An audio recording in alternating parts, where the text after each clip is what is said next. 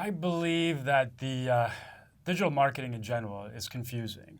There's trends and there's new things that come up all the time. So how do you know what works, what doesn't? So a lot of it is just experiential or just, constantly trying new things to see what sticks and what doesn't.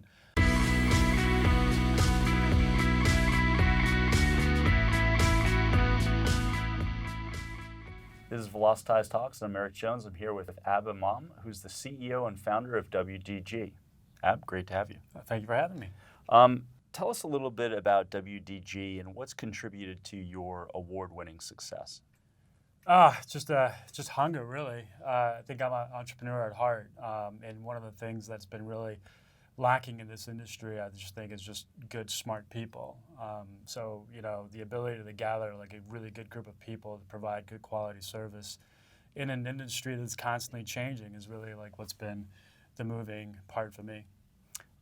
Tell us a little bit about digital marketing trends and how they've influenced the CMS selection process, especially in the enterprise today. I believe that the digital marketing in general is confusing. There's trends and there's new things that come up all the time. So how do you know what works, what doesn't? So a lot of it is just experiential or just, constantly trying new things to see what sticks and what doesn't. But for us, it's been, the movement's really been in the ability for marketing and communications teams to really own websites. And that's where the CMS has really come to play. Where in the past, it was always owned by the IT team. So anytime a marketing individual or communications team wanted to do anything, they had to rely on the IT team. So in today's world, it's changed. It's all about marketing because marketing needs it right away. Everything is ASAP. So with these enterprise level CMSs, that's been like an amazing thing for them. With WordPress, Drupal, really giving marketers the ability to create content on the fly and post it and have millions of people view it. It's just been amazing. So the ability and the flexibility and scalability, all these buzzwords with these CMSs have just been an amazing thing.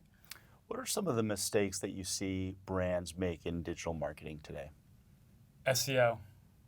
Okay, tell us a little bit more about that. I think a lot of people automatically think that SEO is code-based.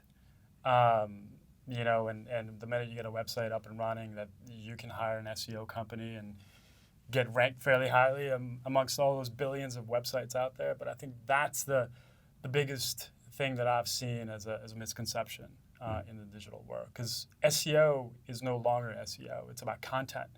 How do you draft good content? How do you write good content? How do you create additional resources that link back to your site? Those are, in my opinion, digital marketing. And it starts with email, social media, content on your site. So a lot of different things, and it's no longer about just code. I think that's the biggest misconception.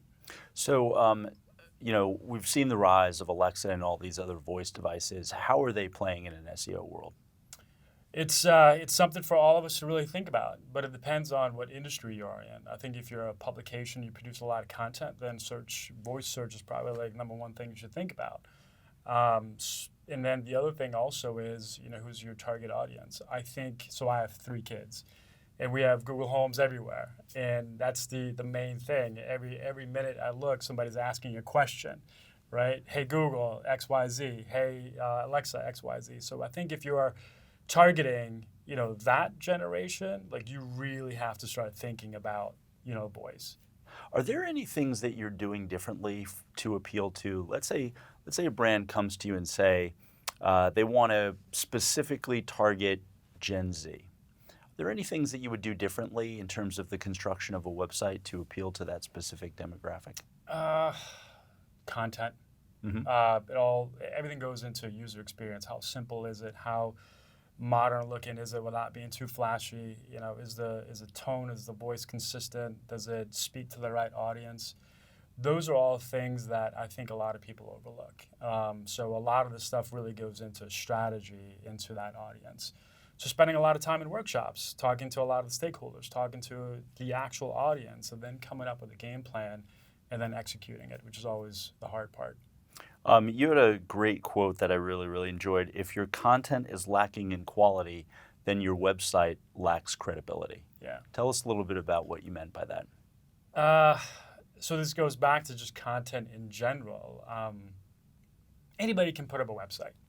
I think that's the biggest challenge. So if you want a $9.99 website, you go to Squarespace. If you want an enterprise level, website, you come to us. But even when we build these amazing infrastructures, if your content is not there, or doesn't speak to the right audience, you're sort of missing the mark. So that's why I think content is so important. We struggle with it ourselves too. We've had a lot of people change hands with our website, and the voice and tone sort of been changing constantly. So it's something that I believe is not easy. You really got to have a good editorial team and a good content governance and discipline, and just write really well and write for your audience. Mm-hmm. So it's super important. Right. Personalization, how are you beginning to counsel brands on personalization, whether that be from a content personalization standpoint or from a web personalization standpoint? It's getting more important. I swear, I feel like these devices that we hold listen to me. For example, I was chatting with my wife the other day about, where was it? It was like one hotel in Miami or something like that. Just in a conversation, then suddenly it shows up on my Instagram feed. I'm like, how does it know this? And I haven't been on these things. So I don't really know what these big giants are doing, but I think personalization is the key to the future, just because there's so much noise out there, right? So going through all this content, I think the personalization experience is really what's going to be the next thing. But it starts general, like with targeting based on IPs, geographic location, or cookies, or if you visit it, on the website, and then you show that related content. So start that small, and then think about the next thing. But I believe that has to be the future. Right. Voice, personalization. Yeah, you bring up an interesting point. Ad tech seems to always lead with a lot of these technologies, and then web tech, sort of catches up. Do you agree with that statement, or?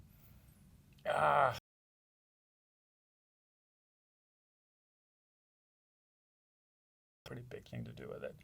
Yeah, I'd say so. Yeah. Purpose. You as a firm, as an agency, have created all sorts of campaigns for a lot of recognizable humanitarian brands.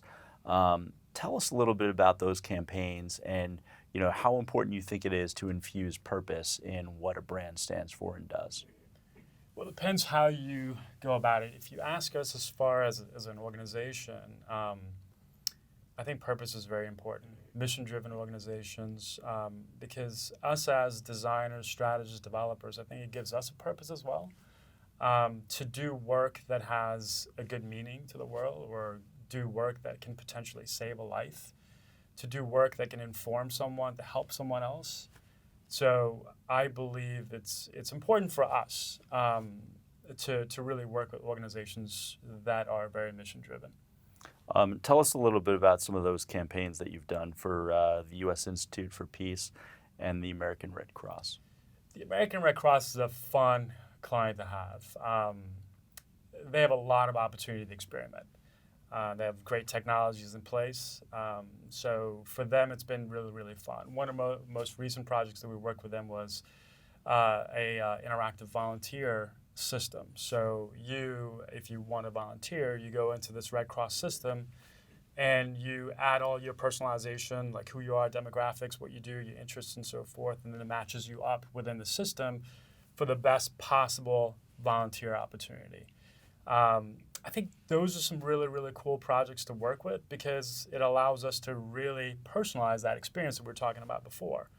So those are some really good things. And then at the end, you're fulfilling something good. So that's probably a good example of a perfect project to work on that has purpose, meaning, and then you deliver something amazing. We were talking about RFPs a little bit earlier, and what change have you seen in RFPs from clients over the last 2 years, let's say?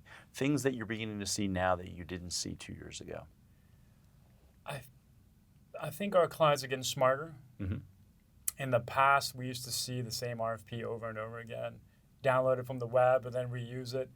A lot of buzzwords, website needs to be mobile friendly. Well, of course it does. Sorry. But it's one of those things that I think our clients are getting smarter. But perhaps it's also we're working with a different level, an enterprise level where they have more resources to do research and actually generate a well-written RFP. In order to have a good RFP, I believe that first, state your budget. Because we could do projects for $1 million, or we could do it for 10 million or 100,000. But if you don't tell us that budget, it's very difficult to work on a response. But I think giving us an idea of the scope is even better. Rather than say we need a campaign or a website, well, tell us exactly what it is that you need. Like spell it out, because at that point, no one's gonna be upset if we didn't deliver something. Do you, where in the organization do you typically receive those RFPs from? Is it usually on the IT side or more from the marketing side these days for the website? That's been a great change. It's been from the marketing side, which is why I think the CMS, the website, is not owned by the marketers. It's their responsibility.